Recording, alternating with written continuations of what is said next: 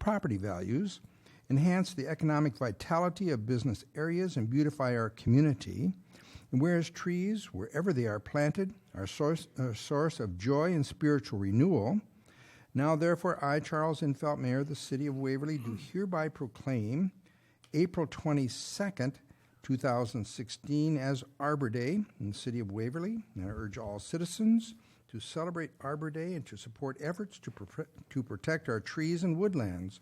And further, I urge all citizens to plant trees to gladden the heart and promote the well-being of this and future generations. Is there a motion? Move approval. Is there a second? Second. All in favor signify with yes. Yes. Yes. April 22nd is officially Arbor Day in Waverly. We welcome our guest council person for April to his third meeting, almost a veteran, James Perry. It's good to have you with us. Any opening comments? None really to start off with. It's my third and final meeting, so I look forward to it, but it seemed to go by pretty quick, so. The month does. Yeah, I agree. But it's good to have you with and feel the pulse of who we are and from this perspective. So it's good to have you with us one more time. James Perry.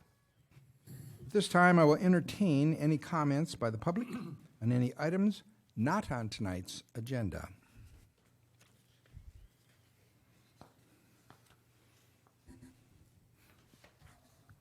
Hearing none, our first study session item is review of Iowa's Department of Transportation spring of 2017 reconstruction of Bremer Avenue.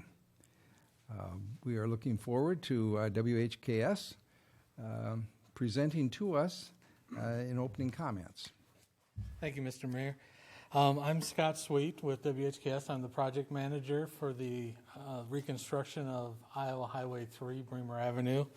Earlier tonight, we had public information meeting number 1 on the project. We had staff there from the city, from the Iowa DOT and WHKS to sort of run through the project, where we're at today. And so I sort of wanted to run through the same presentation that we gave at that point, if that's all right with everyone, and sort of fill you in on the project. We look forward to it. We started the meeting off with the public, with the objective of the meeting, and basically, while we have a good understanding of roadway and utility design parameters, there's much insight that we could gain from the public living in the immediate area. What we did really wanted was their comments, their thoughts, their concerns, any ideas that they had on the project as we move ahead with the design process. And this was their first chance to really give us that input. What we did is we had a formal presentation. I think the first one was at 5:15, and then again at 6 for maybe 10 to 15 minutes, this presentation that I gave. And then we basically opened it up to comments general to the project. And then we broke the project into 4 sections, and then to allow people to look at different sections that they may be impacted by, so they didn't have to sit and look at every one as we went through. I did talk to the DOT staff, and they had 86 people sign in. Ooh. And I would say there were quite a few more that did not sign in. So I think it was very well attended, a lot of interest in this project, and it is a project that will shape downtown of Waverly for a long time to come. Basically, as I said, we had staff from the city there, we had staff from the DOT, and we also had 4 members of WHKS there that are working on the project since the inception. So we had a lot of staff there. We were able to answer a lot of questions. So hopefully that went well. One of the things we started with was the project background, and I'll sort of cover that so that you have the background too on the project. Basically, this project started with the Iowa DOT determined a need for the project, and that need was based on the existing conditions. At that time, the Iowa Department of Transportation retained WHKS to prepare a concept statement. Concept statement basically looks at the existing pavements, alternatives for pavement reconstruction, cost, things that it's a mechanism for them to be able to determine what the extent of a project is. So we prepared that for the Iowa Department of Transportation as part of our on-call service contract with them. basically, once we did that, I just want to mention too, in that concept statement, in an urban area allows a city opportunities to improve their infrastructure or look at other things as part of that project. Whereas when we do a rural project, it's just pretty much cut and dried. So there's a lot more nuances as we go ahead with this project, as we're dealing with the city, chamber, DOT, things that they would like to see in the plans, any other features to talk about as we go through.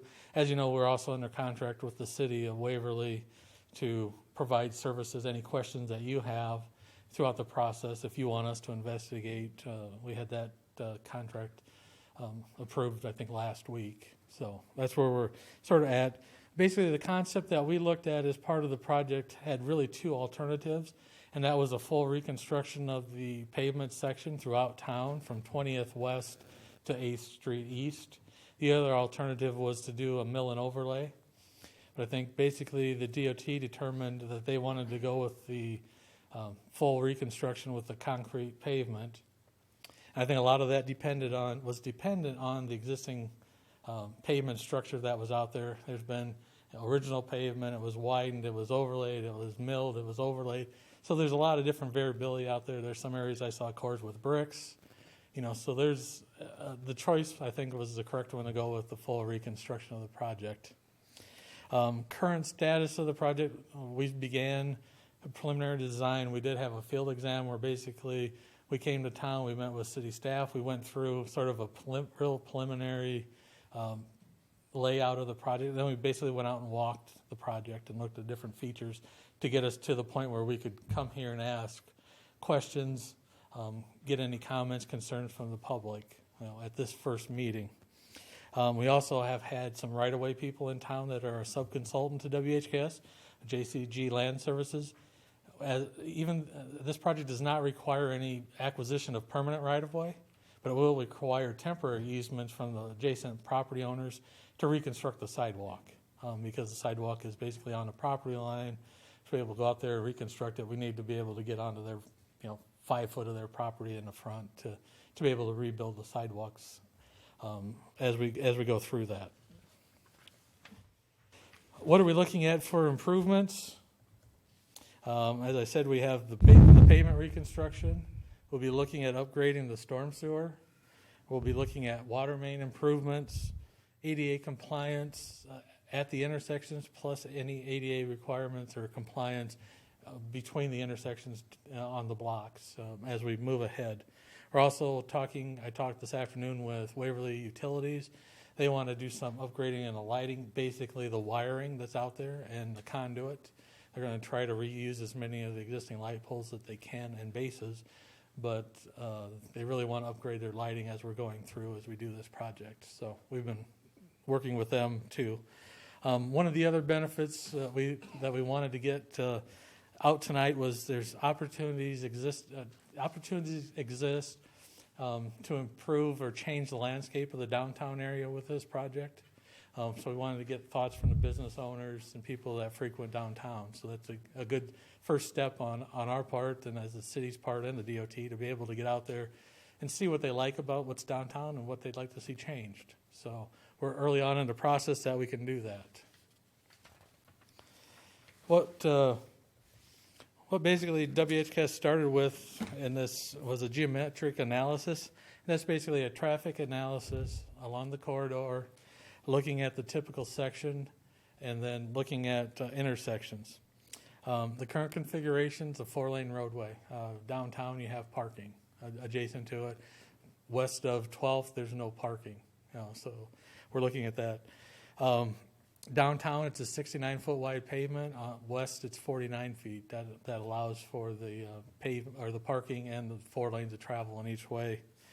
What we looked at as part of that is it feasible to provide a 3-lane section through town as part of that traffic study. So a 3-lane section, basically from the west or the east limits of town down to approximately the bridge, a 4-lane section from the bridge to West 4th, and then transitioning back to a 3-lane section. It's not set in stone, but those are the options that we sort of identified as we worked through this with the Iowa DOT to look at a possible 3-lane configuration. We've done the preliminary analysis that a 3-lane section would work throughout the area. There's one place in the future. We looked at existing traffic and future traffic in 2036, basically using a 1% growth factor in traffic. So we've looked at both scenarios, and both will work with the 3-lane configuration. The reason that we're going with a 4-lane between West 1st and West 4th is the truck turning traffic that's coming from the industrial area in the northeast part of town, coming down south on West 1st and turning to the west. It's really hard to fit that turn movement easily within a 3-lane section. So we're looking at maintaining a 4-lane section through that area so that then they're able then to turn south on West 4th. The one area that we do have some concern with in the future traffic is 12th Street Northwest. The level of service, or the how we measure how an intersection functions, falls off considerably for that one. I think that basically mimics what's going on out there today. It's not a through street, it's a turn lane. There's a lot of traffic in that area, the roads, in that area. In the future, the city may need to look at maybe a traffic signal, but we're a ways down the road for that. But that's something in our traffic study that we will mention in the final draft, and we'll also provide a copy to the DOT and to the city as we finalize that as we move ahead. Intersections, what we really looked at was, are we able, I got West 1st and West 4th, can the trucks make the turn? We also looked at how does the intersection function for pedestrians as far as crossing widths. That was where an area some people brought up a possible bump out in the downtown areas to look at possibly in the future. It reduces that crossing of the width for the pedestrians. So those are sort of the things that where we're at right now. And that was one of the things that we really wanted to get to. How did people feel about a 3-lane versus a 4-lane? There are certain spots in town that they're still not concerned, or there still may not be backing that it works. Basically 15th and 16th at the high school and the library. Those are areas, but we have checked them. We feel confident that it will work, but that's something that we'll need to weigh as we move ahead in the future development of the plans. One thing that I want to mention that I mentioned in the meeting is, even though it's a 3-lane or a 4-lane section, the width of the road that we reconstruct will be the same as currently existing. The 3-lane section, basically what we're using, there's an extra 12 feet in there, and that is to provide an extra 2 foot of width in the median, plus a 5-foot bike lane on each side in one direction. So that's how but we're basically reconstructing at the existing width of the street that it is today. So no, it's not going to be wider, and it's not going to be any narrower. It's going to be the same width that we currently have. Probably for me, the most important slide is this one. This is maintenance of traffic. How are we going to build this? How are we going to stage it? Is it constructive? What's the constructability of it? And what's the accessibility during construction? That's probably one of the more important features that we're going to address as we move forward. Is how do we stage this in such a way that we still have access to businesses, residences, and so that they're not shut off completely throughout the project. I think the success of this project will be measured by how the maintenance of traffic performs throughout the contract. If the citizens, the businesses are happy and the people are happy, they're able to get through the construction zone easily, then we have a successful project. As far as the actual construction, that's easily doable. Contractors do this all the time, but how do we maintain that accessibility and constructability? As we move forward as a design team, those will be the two things that, as we develop each section, each component of the design, is it constructible and is it accessible? So, and accessible, I mean both to pedestrians and to vehicular traffic. So, as we move ahead, that'll be one of the main issues that we'll be looking at.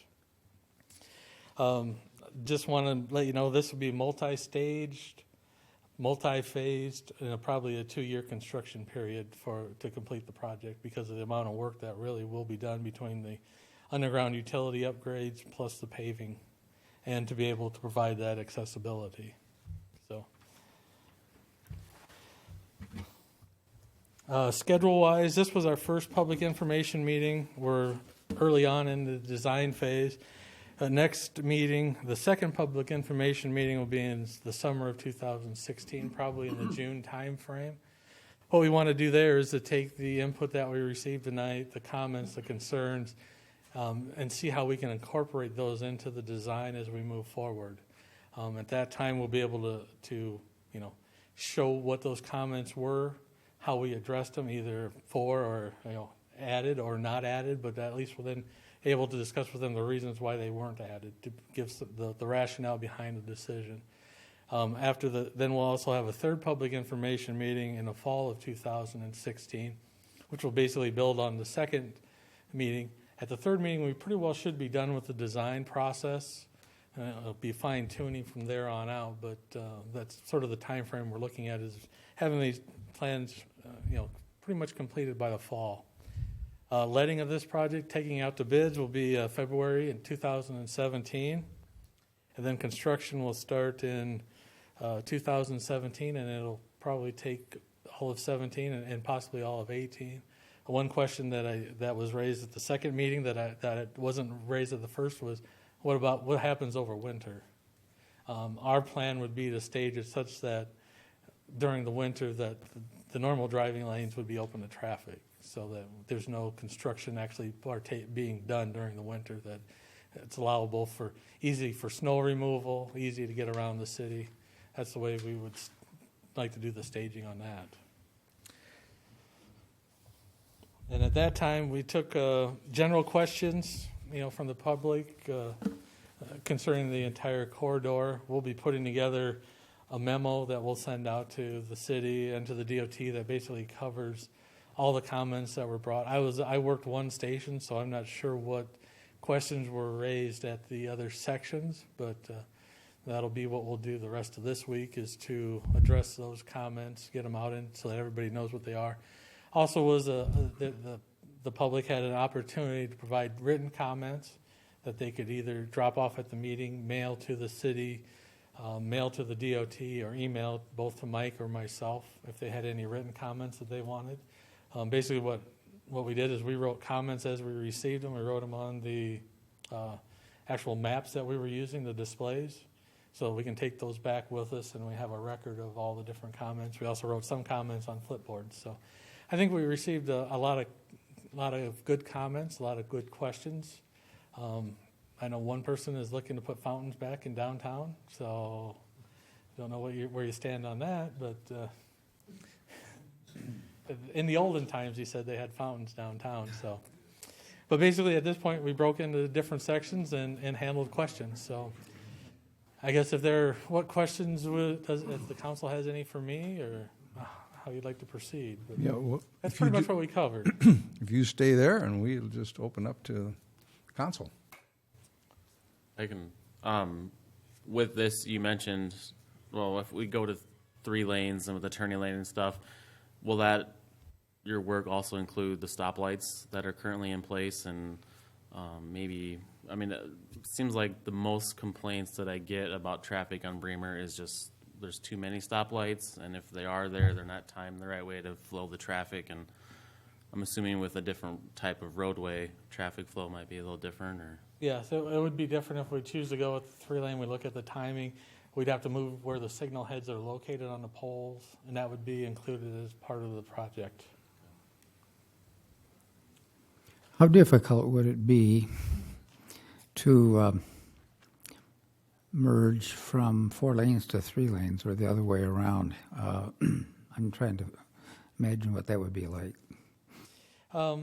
It just takes about a block of street to do that. It's just adding tapers and paint, restricting turns at the intersection on either side. So we had a sketch, and I don't know if I can. Let me see if we can see it here. No, I guess I can't zoom in, but we had sort of that laid out in the public displays. That's the river. On how we would accomplish that. Okay. But if we went with a 3-lane and decided after 3 months that we were backing traffic up to the east intolerably, and we wanted to go to a 4-lane, are we paralyzed at that point, or can we? No, because the road widths the road will be constructed the same for either condition. It's really the pavement markings that will delineate the driving lanes. So we'd have to redo, pavement markings, take off the ones that you had, re-put them in. One of the thoughts that one of the public gave at the meeting was maybe the ideal situation is to leave it as a 4-lane now. The city knows how it works. And then once the Cedar River Parkway is completed and the connection is made from 10th over to Highway 3, at that time, if that pulls traffic off of the other system, that would be a good time to do the reconfiguration of lanes. Is to, those are sort of some of the comments that we got that were really, thought-provoking and good comments to bring forward. That way you're not set to it, right off the bat it's a major change. Mm-hmm. It allows you that flexibility. One of the questions that I asked because of comments I was hearing about the continuous third turn lane, just the number of cars that can actually stack up waiting for that turn. And I guess I was a little surprised. We were doing some figuring in the downtown area. It could be as high as 6 or 7 vehicles. Yeah, I think, we started at 6 and we said 7 and we said conservatively 5. So I think to be conservative. So you could just listening to comments, I think folks were thinking maybe 1 or 2 would be able to stack up. So you do get a few off there. And then the other was there were some questions kind of from Casey's on out to the west, why there was a wide bike sidewalk versus having it in the street. And I don't know that question got asked, but I think it's due to the width being restricted there. You can't get a bicycle lane in the highway itself. If we stick with the 4-lane, then you don't have room for the bicycle lane. If you go with a 3-lane with no parking, you would have room to then have the bike lane on the road. Basically, what we're looking at was to connect 12th up to the 18th, I believe. Yeah, I can kind of help address that too. So when we talk about bike lanes being on like Bremer Avenue, this is not for kids in elementary school. This is, you got to be thinking 16 years old and up. So we get into the area around the library. We want to have off-street accommodations. So you've seen that along LSI. When we get to 16th Street, we want to be able to transition over to the side with the library and the elementary school and look at rebuilding that 4-foot sidewalk as a 10-foot that takes you up to 12th and basically like up to Wartburg in the W facility. We don't want to be left in a situation where elementary age school kids are trying to get like from the library or the school system to their neighborhoods and having to be on Bremer Avenue, even with bike lanes. That's helpful because I think there were some questions there. If we're doing it downtown, why aren't we doing it out there? That type of things.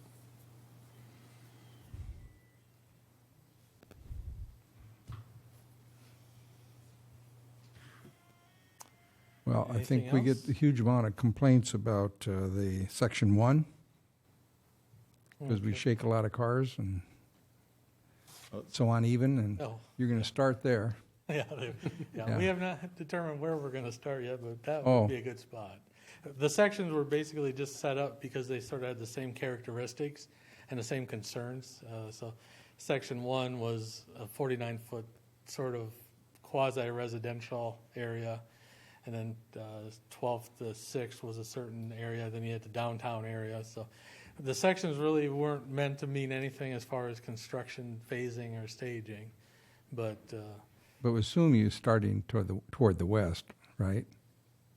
that's probably the consideration that we would give it, but the final, we haven't really gotten that far Yeah. along. It was really to see what the concerns were tonight. Okay. As we move ahead, that'll be fleshed out, to provide what we think is the appropriate staging and construction schedule sequence.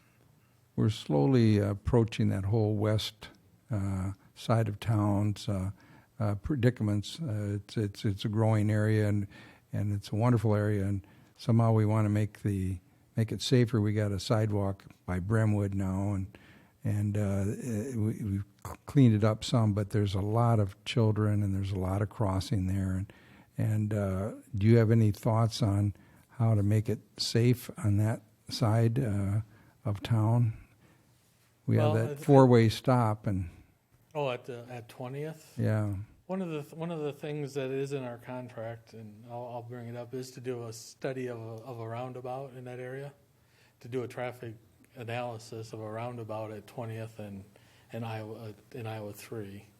You know, that could provide, you know, additional safety safety factors there. But basically, you know, as we get more sidewalks, get everybody away from the traveled lanes, on a determined path like we're doing now with that 10-foot trail on the north side. That's about the extent of what we're looking at as part of this project. As far as driver awareness, you know, it's a campaign to make sure they're aware that they know that there's children in that area. It is a wide crossing of the highway, you know, for a crosswalk, but a lot of it, I think, is getting the traveling public aware that is in that area. I don't know of we have nothing planned for the plans to, you know, look at improving the safety or changing the language at that area. but you'd be open to our input on that, Yeah. because Yep. I don't know the solutions. I just know what we've fielded in terms of questions, concerns through the years, and this is an opportunity Yeah, if there's to something make that we can things do. a little more safe.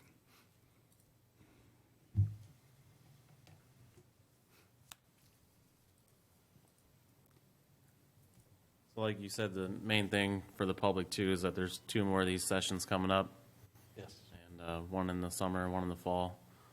Yep.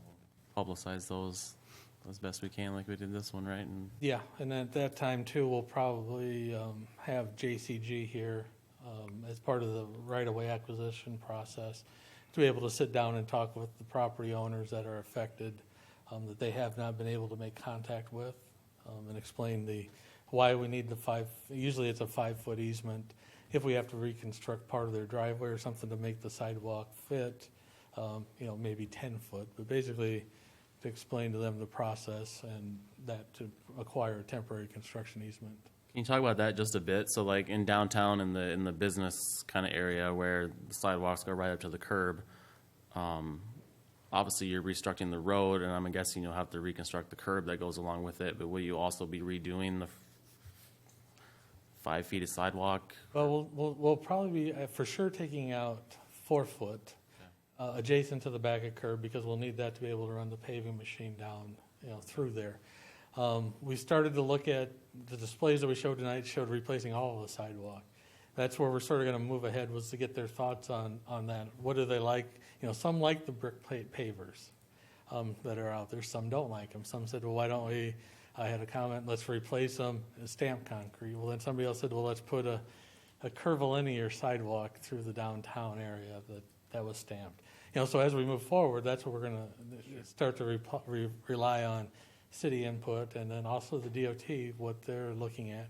I mean, we've looked at replacing all the way up to the building fronts. I don't think that is not where I would prefer to go, because I would like to stop, you know, 4 foot short of that. Allows more accessibility during construction. Right. You always have a way in and out, but that's what we're going to start looking at as we move ahead, and, you know, talking with the chamber and the city. You know, what are the real extents of what we want to get done? As we said, we have to do the intersections for the DOT portion of the project to be ADA compliant. What do we do between there? That's more or less up to the city. With the sidewalks, I know, like you said, you've heard probably everything, because everyone has an opinion on those. But you know, I just know people generally seem to like the look of the brick. It's just more the function of it. I know a lot of elderly people avoid that because the pavers have come uneven, and I've heard complaints that it's hard to shovel in the winter because the bricks are uneven. But it's maybe like a stamped concrete might work better. Those kind of things. Yeah, you could do a stamped concrete. You could do a colored concrete. Or those things, and And that's sort of where that other contract that we signed with the city is, to sort of investigate those type of items that come up that would be over and above our scope with Iowa DOT. So, but those, just as a reminder, our plans are due at the end of the year. So those decisions we're going to have to we're not going to be able to wait. We're going to make them and move ahead. So that's the thing, timeliness. Because I've been requested by the DOT that does not move lettings, so we're going to get bid it in February. If we let in February, we would start construction, Sometime in April. It could be as early as April, weather dependent. okay? Some of the considerations too, if you talk about doing the west side first, do we want to wait until after school's out? Is that a consideration? We've done that on other projects, on 2nd Avenue and 16th Street. We waited until school is out. So those are things that will be interactive processes, with the city, because maybe you don't want to do in front of 16th and 15th until after school's out. So is there another stage that we can do prior to that somewhere else on the project, then, back and forth? Sure. But, yep. Well, I'm happy for the great attendance at 5 o'clock. Nice to have Waverly weighing in, but all important is the city council here.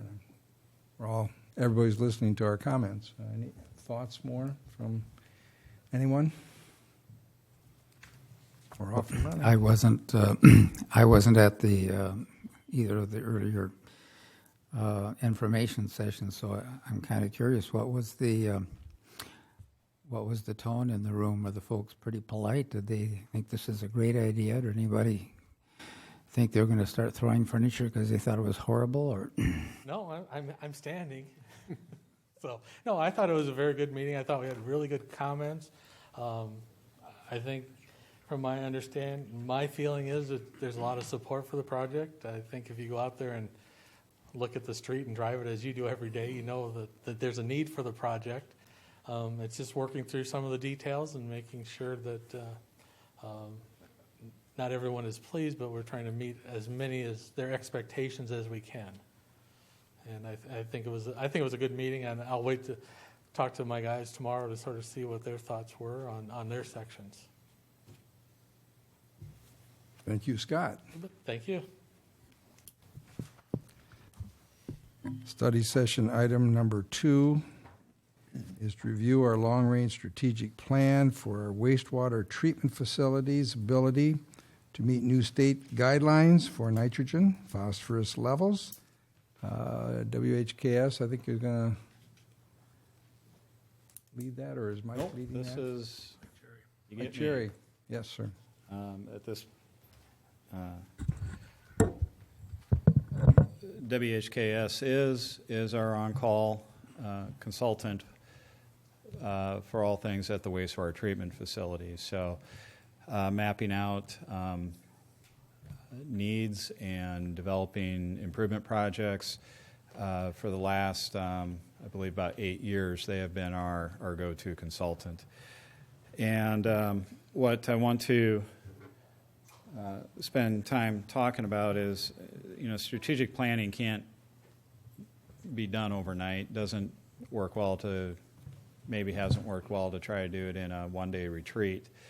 And needing to really talk about more in depth some of the different facilities and features of the community. So I'm taking this opportunity to talk about our wastewater treatment plant, talk about our facility planning that we've done, how we go about identifying improvement projects, as well as changing regulations that are always very dynamic. So what I do want to start with is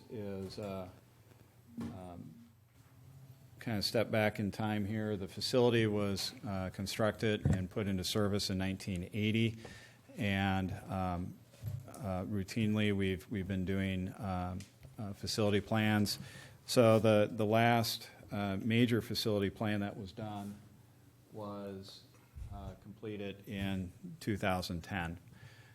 That plan identified, based on the community's growth and projected population and needs, as well as maintenance issues at the facility or within the entire collection system.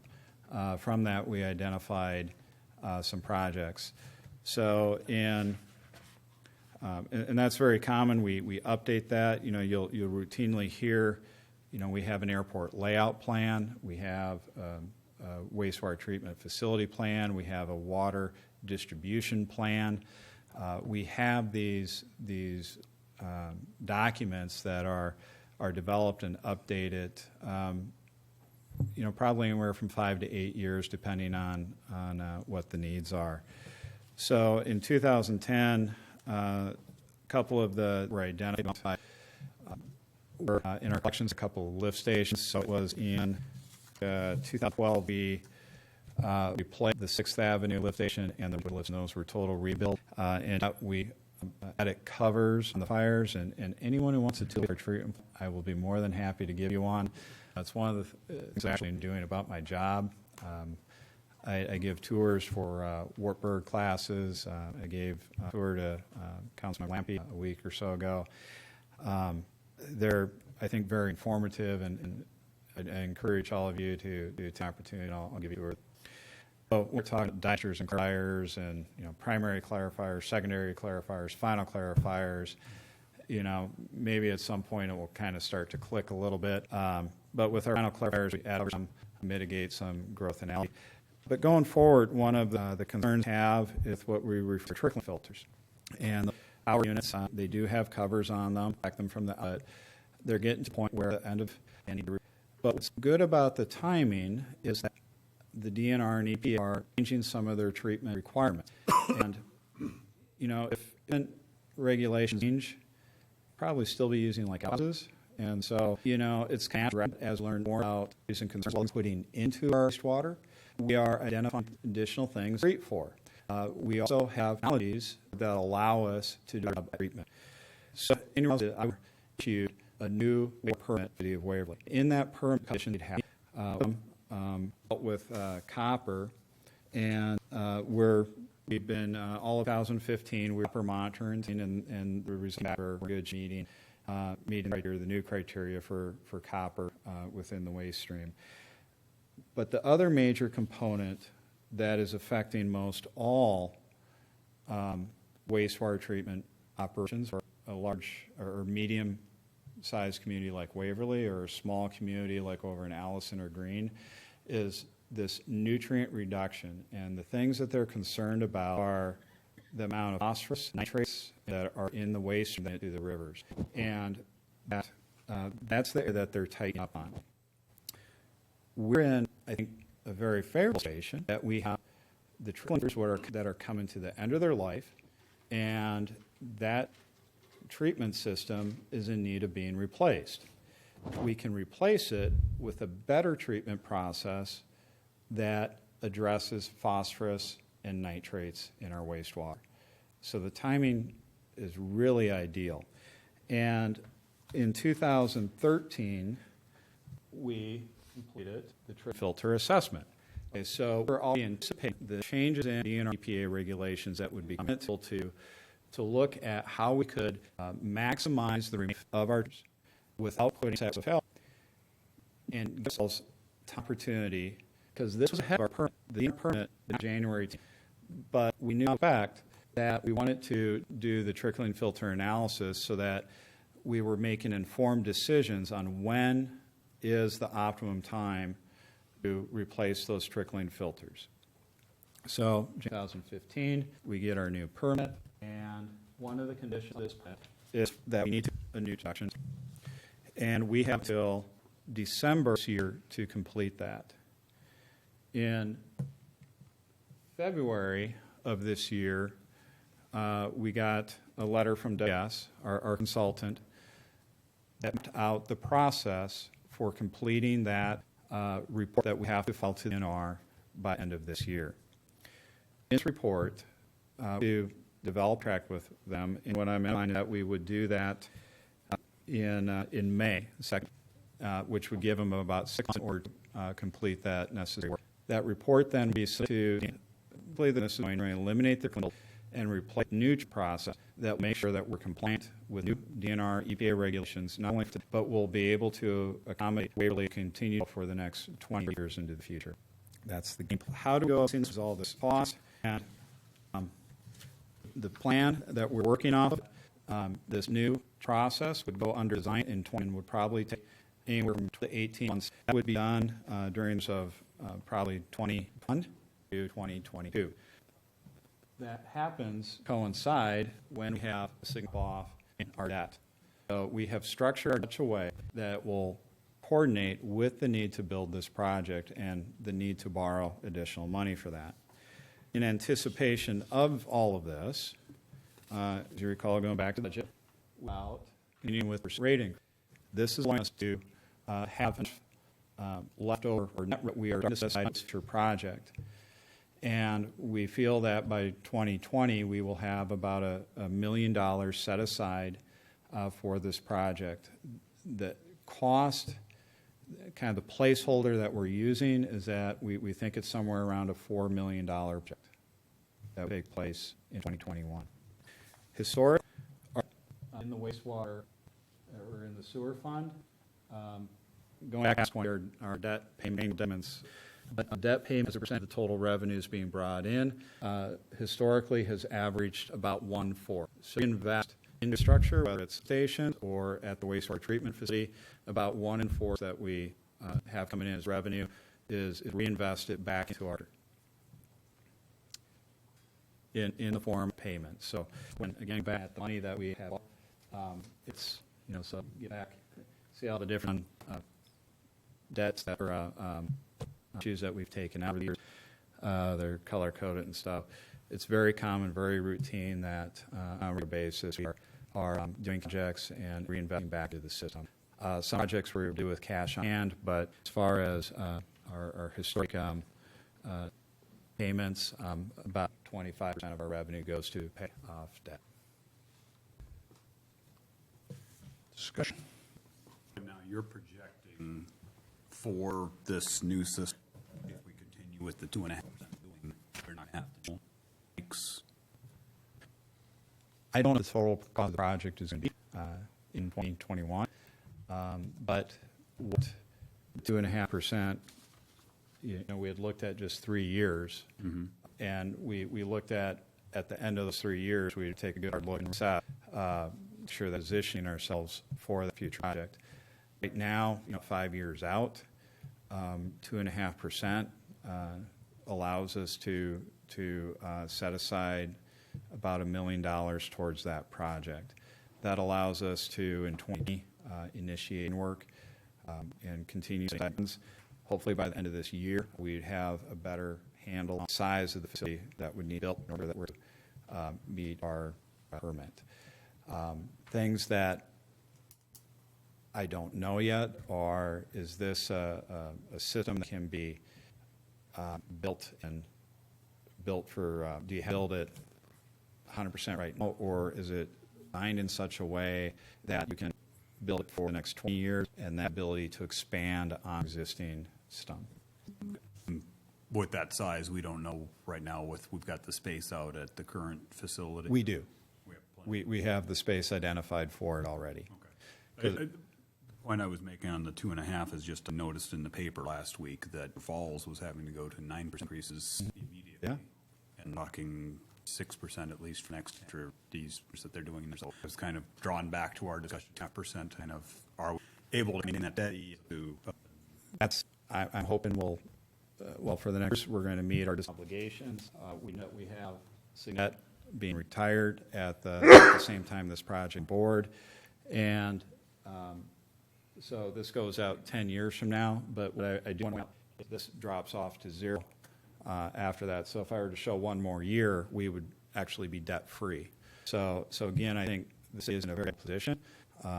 Over the decade, we've been actively investing back into our infrastructure unit and anticipating changes in the treatment requirements. And we are just, again, in a very fortunate situation. We have the trickling filters in life. They're going to have to be with us. We're just very fortunate that we didn't spend several $1 million on replacing them, and then a year or two later find out that there's new deregulation process doesn't meet the new requirements. So we wanted to be able to stretch out life. We're in a good position to address the regulations that we talked about.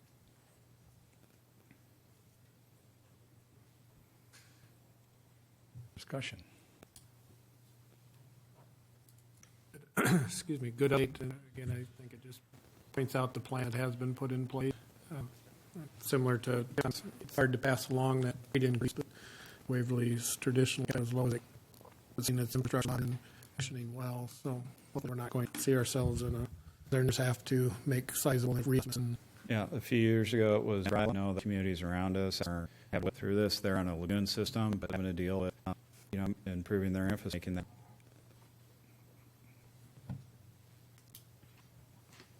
So I thought the report because I already had the agenda, and I do not anticipate that we're in their situation as far as increases. I know some of this is good fortune, but still, makes everybody look good, and you help it. Thank you. And I'm assuming then once everything's built in, it will be knocked down. So that's what that whole area, the Yeah, Sunny Oaks and the soccer field, houses won't have to stare at the silos of stuff down. It wants it buried. Can you do that? Yeah, it'll be. It'll be. It's growth system, also known as an activated sludge system, and so spends the media. The trickling filter has the stick media, and it's all about surface area because you need surface area to grow your micro, taking the nutrients out of it. So each one of those towers has the equivalent of 1.2 million square feet of surface area inside that we're growing these organisms on. So to eliminate that, actually spends think of it more like a hot tub. It's you're forced into it, and it's like a rolling boil almost. It's just temperature. Paint a nice barrel on there. Well, I just know too. It would help Skyline that it looks here to yours down, but so that'd be nice. But. That's where we're anticipating this is going to. This report is going to lead us is to go to that type of treatment system. And you won't really know you're living right next to a treatment plant, whereas now you can see it right out here.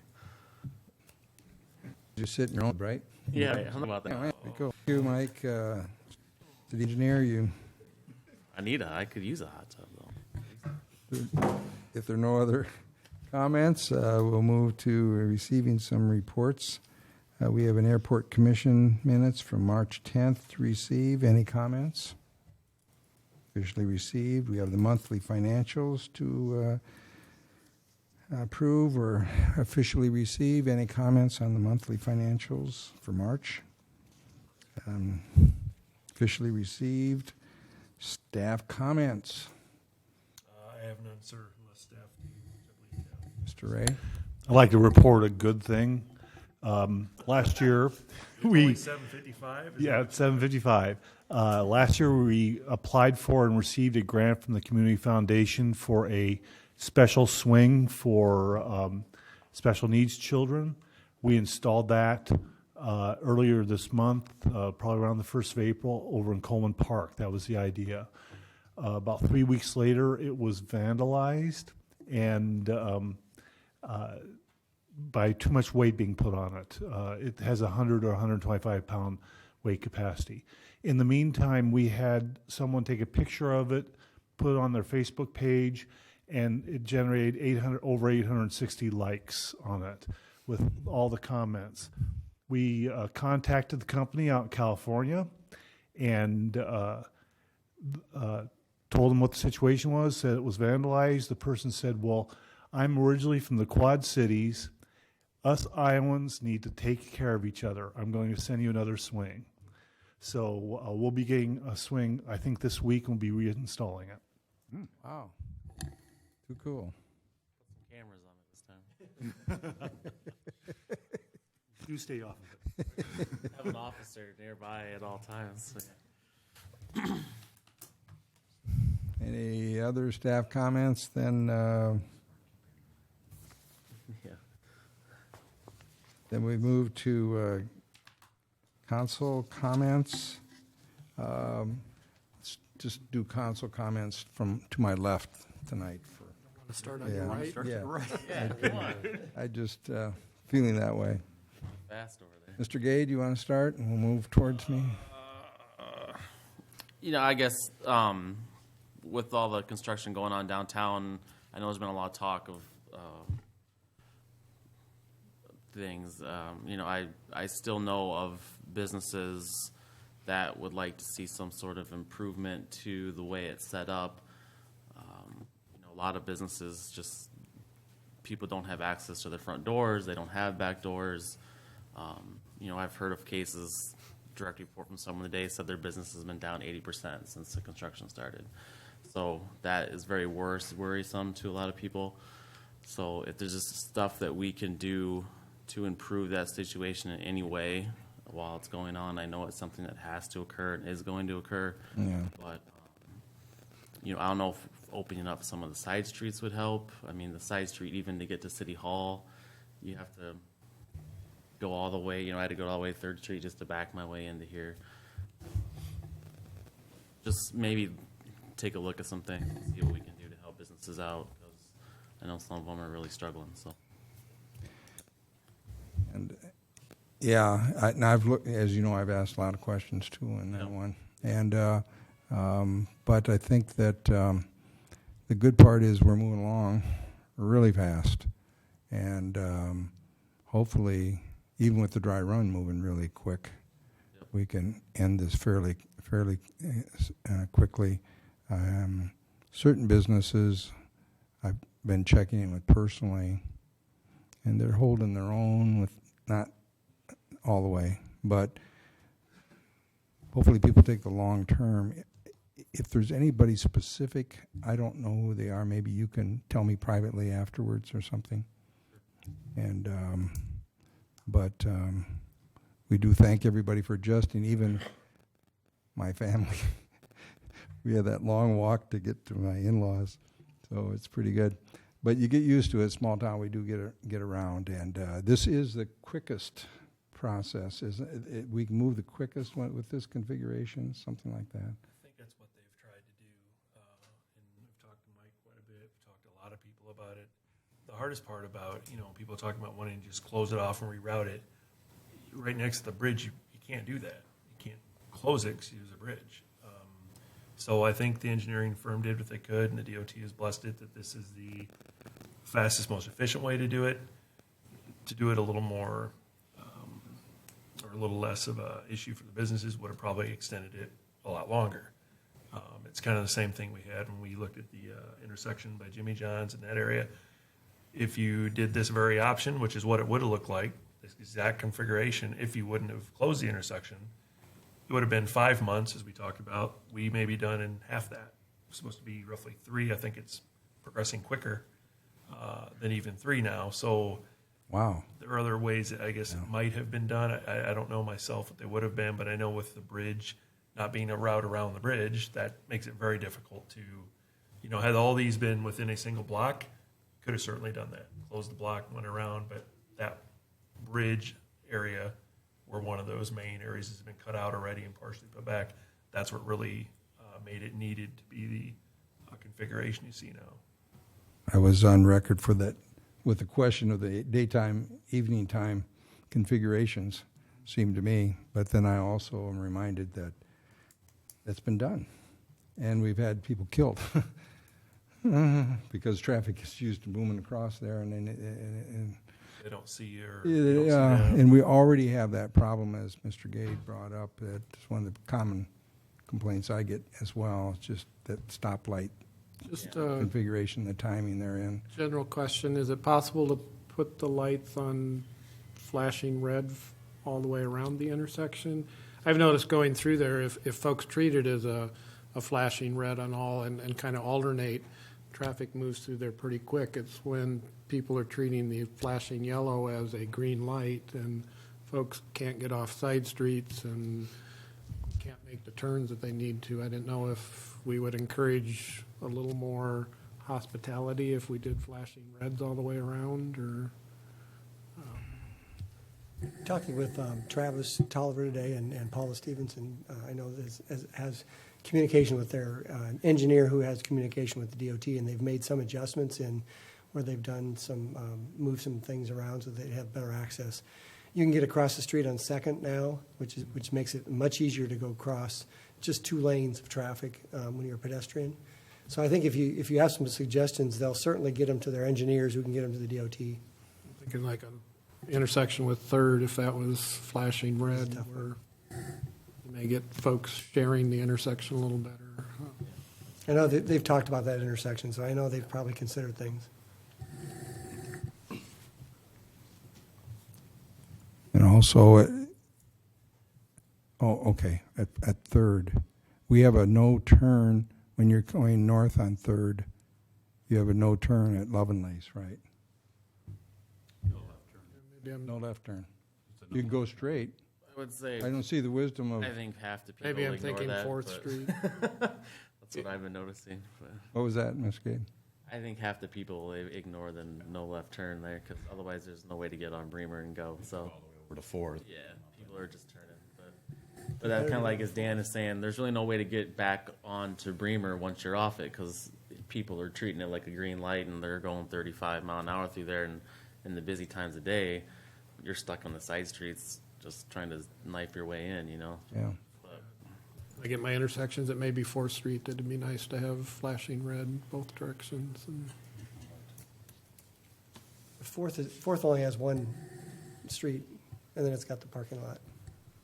It'd be Rail Third, but you'd trail. have to Third allow Street. people to turn. You got the right Yeah. street, right? But Third Street right now it has, at least going north, has a no left turn to go west turn west on Bremer.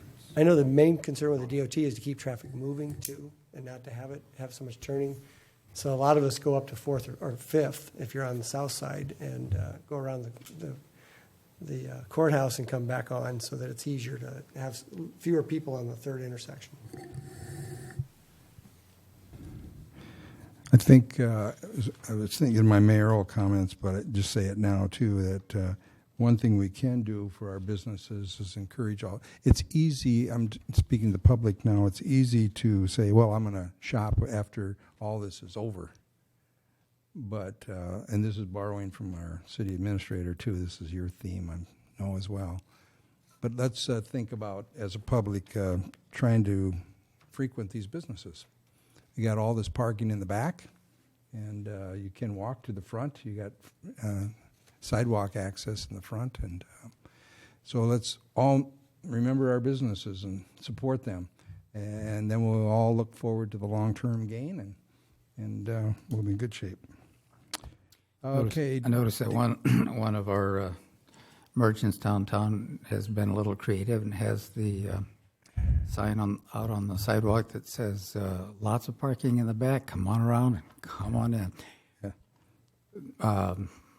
Yeah, I mean, we can adapt. I think Yeah. we need to do that, so Yeah. that's true. Yeah. Mackenzie? Mr. Chair, any more comments? I just would like to to say that it occurred to me driving over here tonight through the all of the interesting detours on Bremer from my house to here, that with the meeting tonight, this is my the end of my 4th month on council. Seems like that went pretty fast. And what I'm reflecting on is that I think we have a pretty good city staff in Waverly, and I'd just like to say something about that. I'm really impressed with these folks. They're approachable, and they're very competent. I think Waverly is actually being really well served. So that's just my 2 cents for tonight. 4-month observation. Thank you. Pro Temp. No comments tonight? Motion to adjourn. We adjourn. Second. All in favor with yes? Yes. Yes. Adjourned.